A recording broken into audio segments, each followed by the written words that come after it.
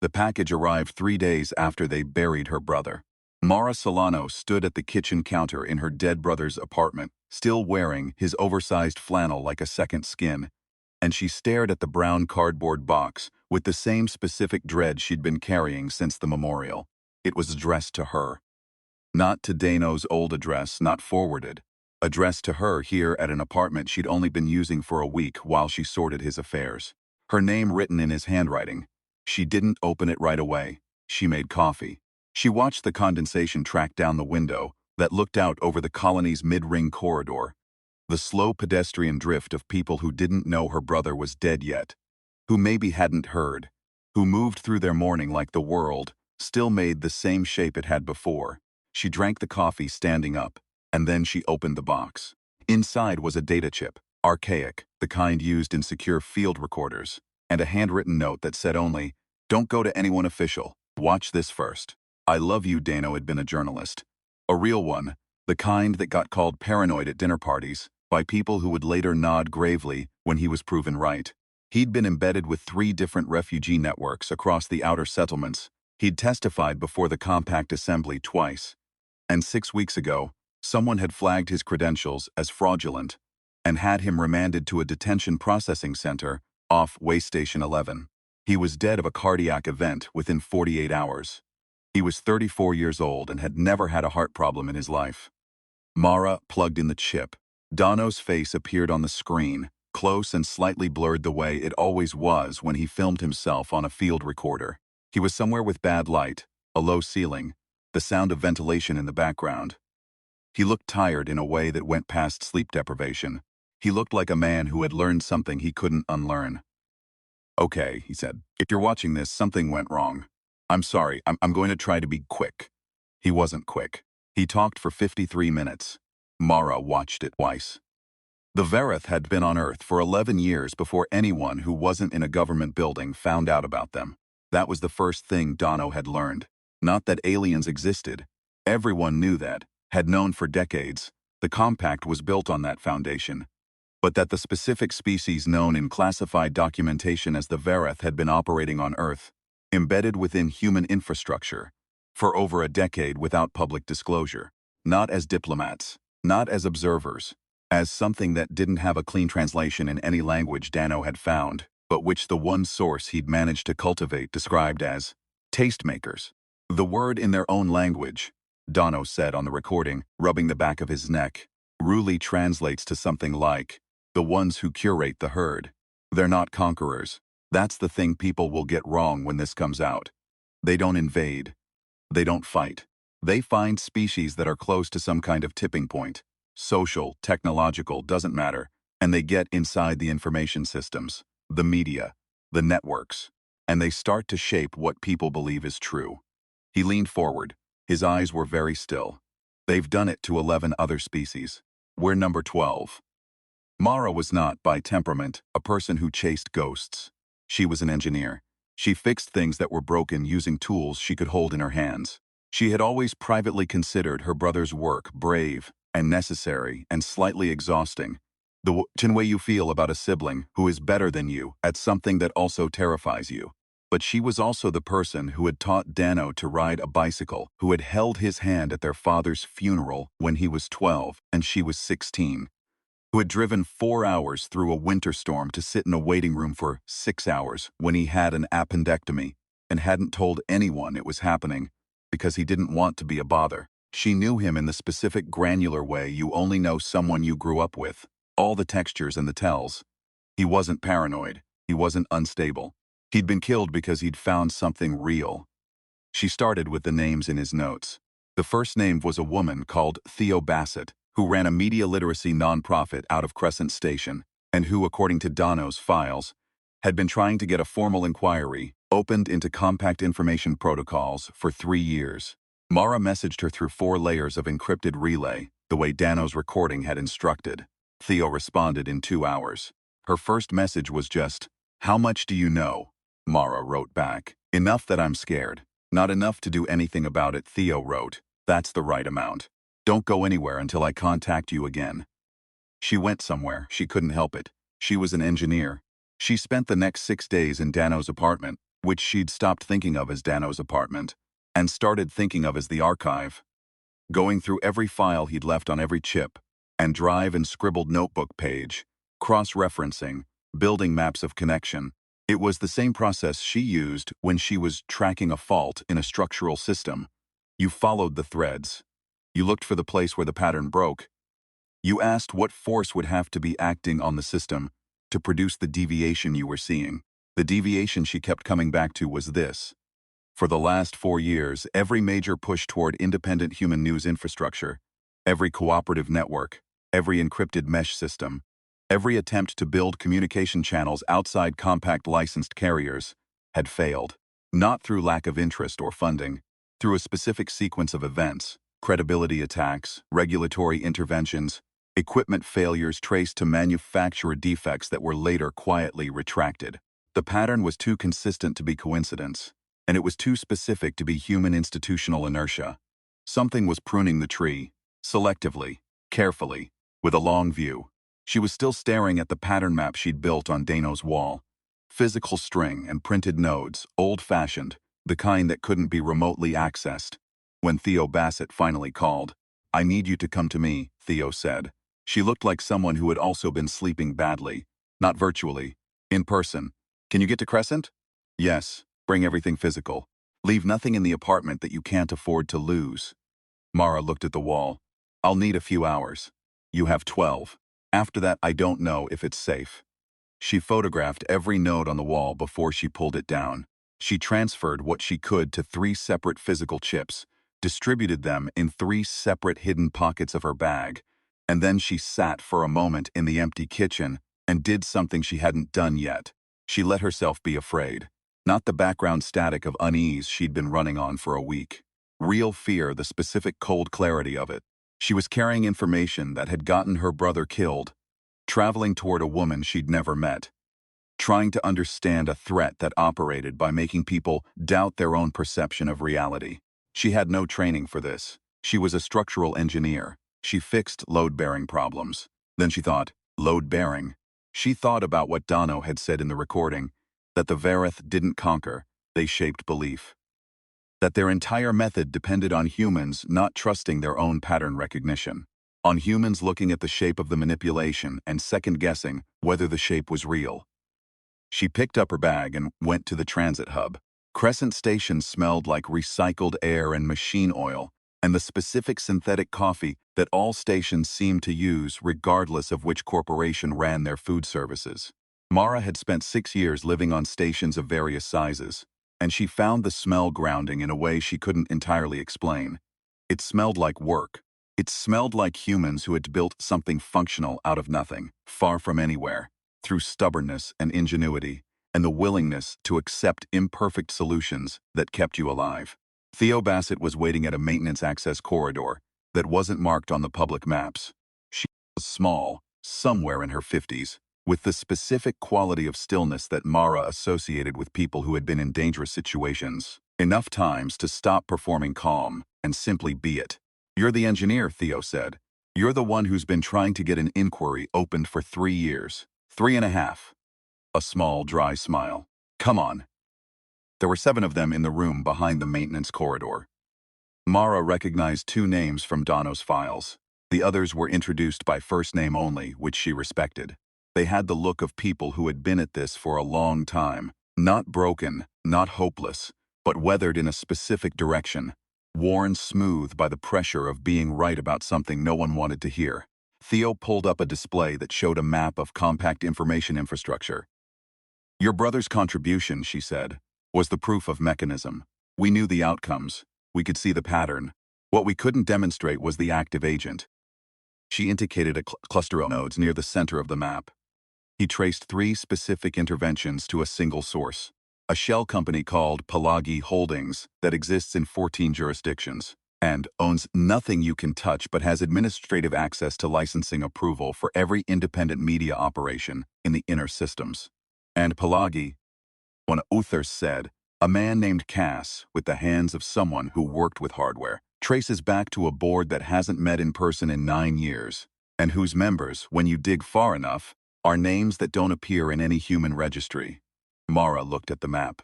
You're saying the company is run by them. We're saying the company is them, Theo said.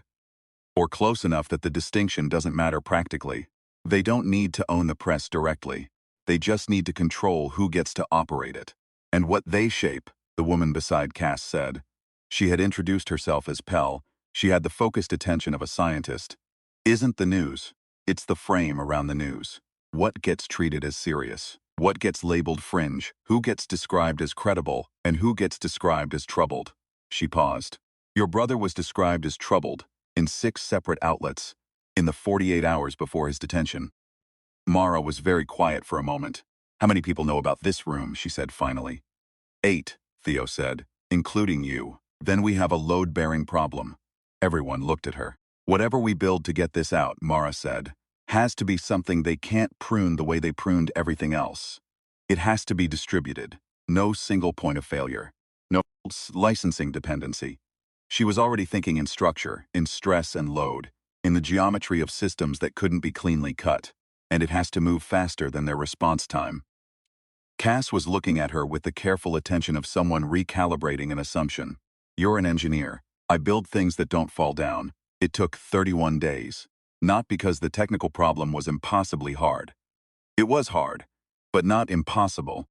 But because they had to build it without anyone noticing they were building it, which meant working in pieces that didn't look like pieces, assembling them across 7 different stations in 4 different systems, each team member holding only the component they needed to hold.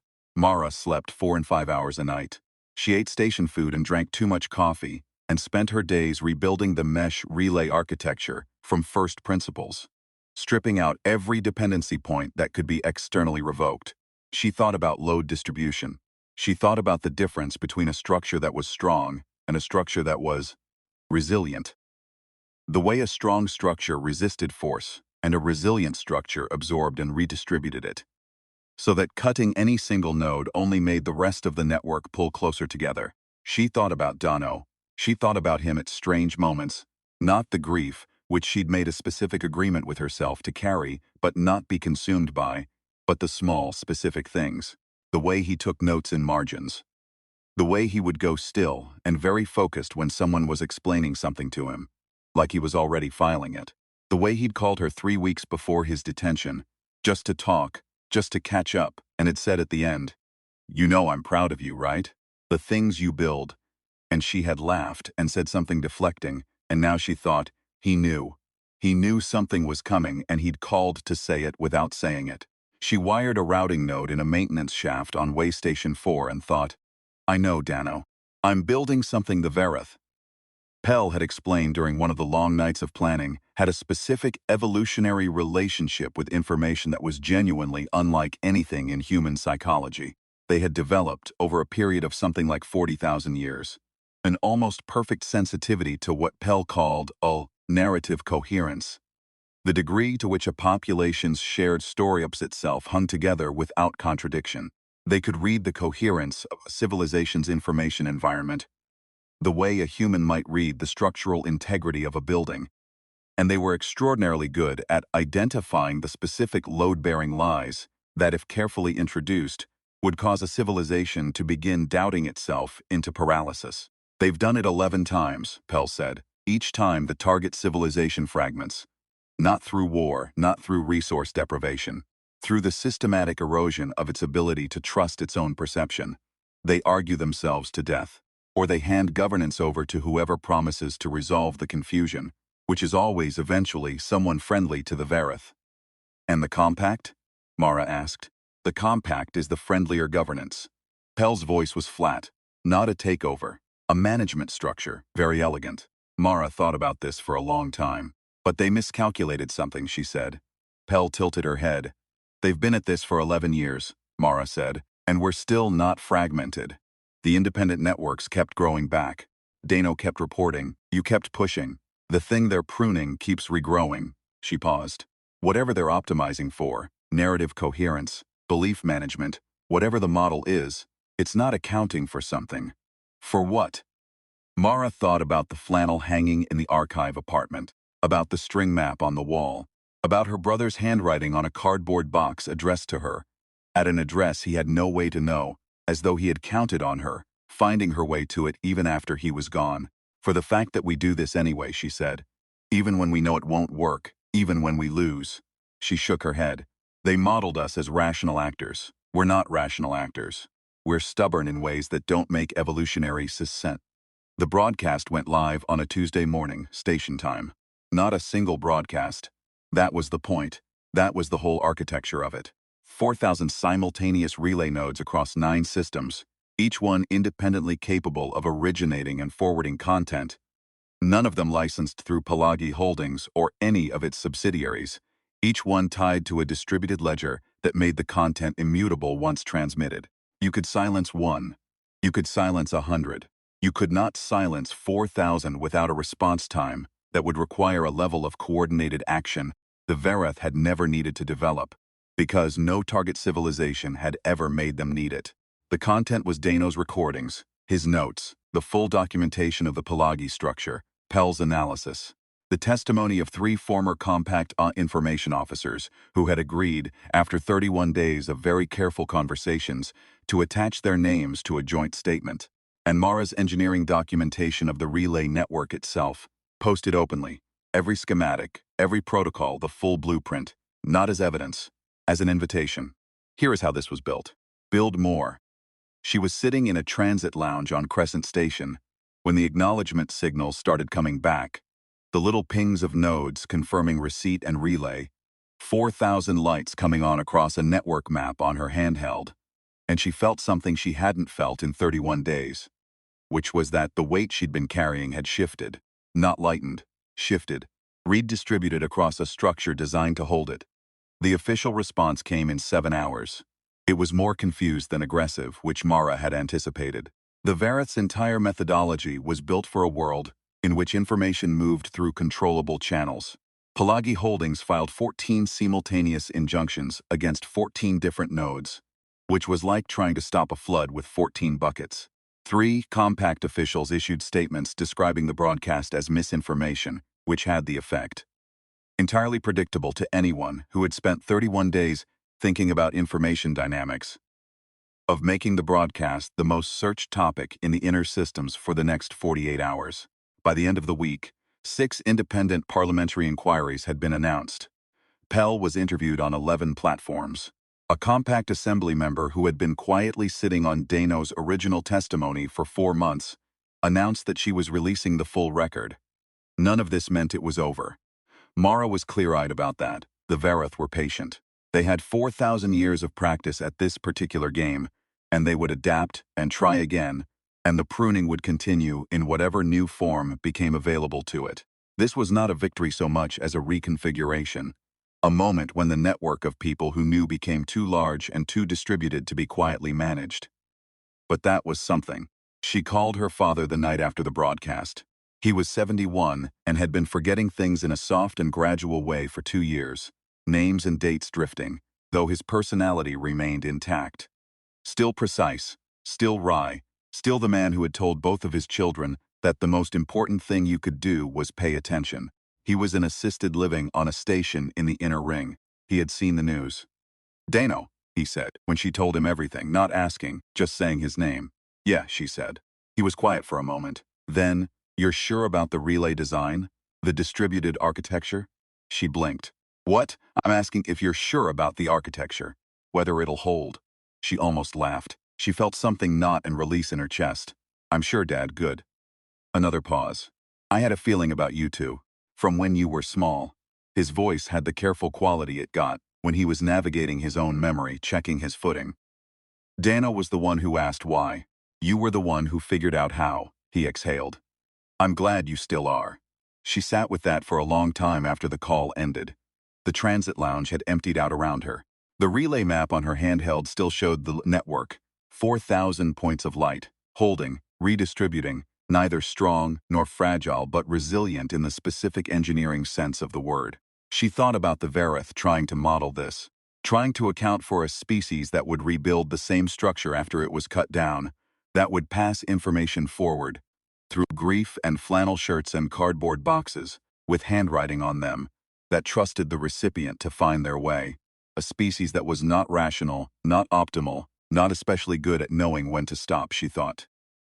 Good luck running that model. Then she shouldered her bag and walked out into the station corridor, into the smell of recycled air and machine oil and the synthetic coffee that all stations used, into the drift of people who had now heard, who were asking questions, whose noise was just beginning. She had more nodes to build.